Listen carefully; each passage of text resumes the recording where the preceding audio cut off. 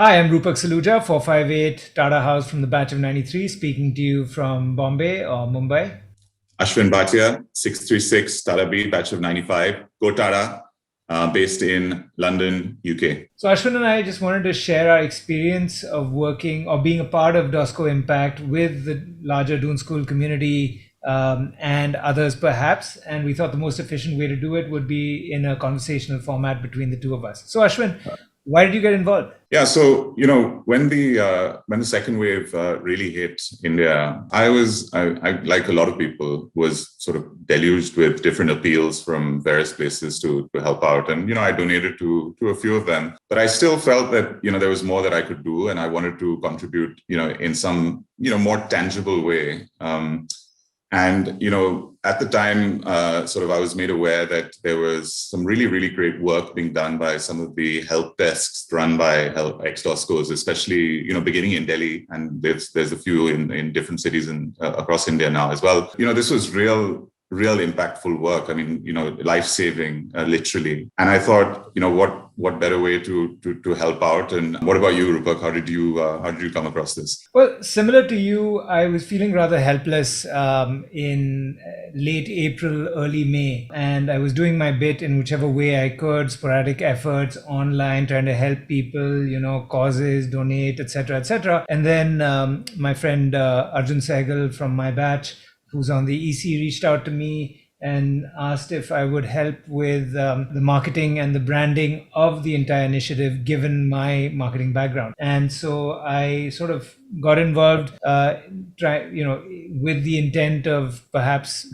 providing a few pieces of advice or whatever value I could add. And then I completely seeing, the intent, the purpose, and the potential impact we could have, I decided to get involved wholeheartedly, and here I am. So, you talked a little bit about the Doscoimpact brand, and you've been a key part of actually the evolution of that. Can you tell us a little bit more about what it sort of stands for, how it came about, what's the purpose and the objective? Doscoimpact is really about signaling a new approach to our philanthropic efforts, and it sort of combines the really important factors of transparency, accountability, and impact. And what's really important is for the community at large to realize that this is not just a flash in the pan or only a COVID-related sort of branding effort. Doscoimpact, which has now been adopted by the Dune School Old Boys Society, it is our long-term philanthropic effort sort of brand. An umbrella brand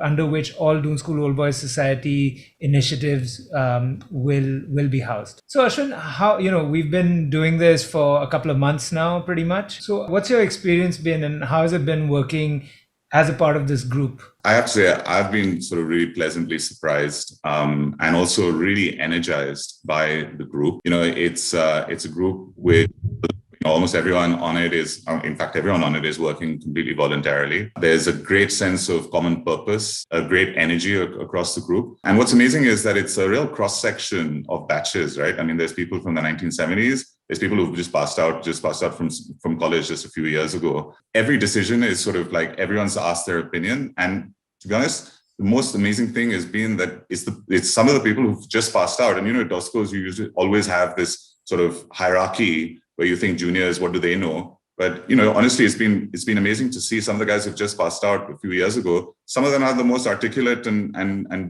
good ideas, which have actually been taken up. So it's been a great group to work with. And I hope that we're able to keep the Doscoimpact energy running even once COVID is behind us, which I hope is not too far away. So Ashwin, let's talk a little bit about the results. What have we managed to do so far? Yeah, so like we said, right, right now we're at about 1.25 crores out of the 1.5 crore target, which is great. Now, in terms of what we've done with that money, a big chunk of that money has gone to an oxygen plant, the first one of its kind in the Dune sort of Valley and Hills, at a government hospital in Missouri. It should be, I think, the plant got sort of shipped and was being installed this week, actually. This week, yeah.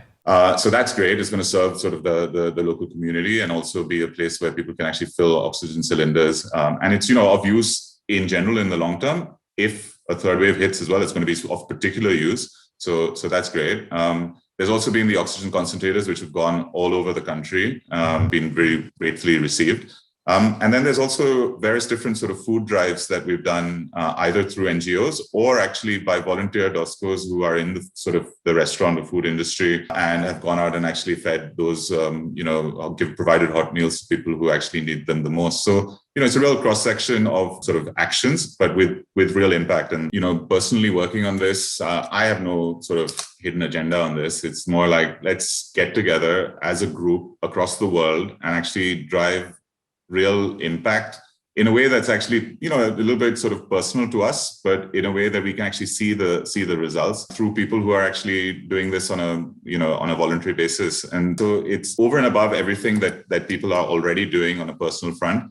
Just reach into your pockets. I mean, we're not asking for sort of huge marquee donations, although those are very welcome.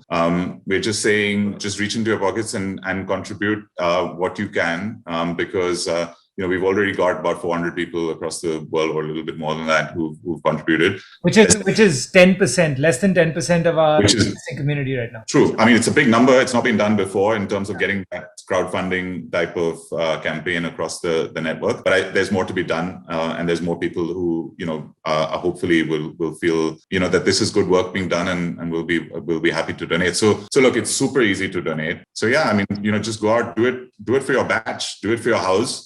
Do it for school. I mean, without being cheesy, your country needs it. Yeah, do it for your country. And, just to kind of sign off on that, this COVID is pretty much the deepest humanitarian crisis our country has experienced since independence.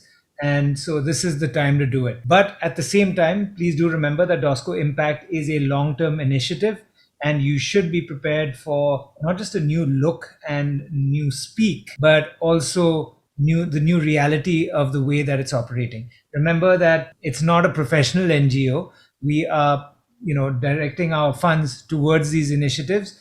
And so there is zero overhead, there is zero admin cost. Every rupee, dollar, pound, euro, whatever that you donate actually goes to the causes that we're sending this to, right? So remember, short term, we need you. Long term, stay tuned for more on Doscoimpact. And with that, thanks, guys. Thank you for listening. And thanks, guys.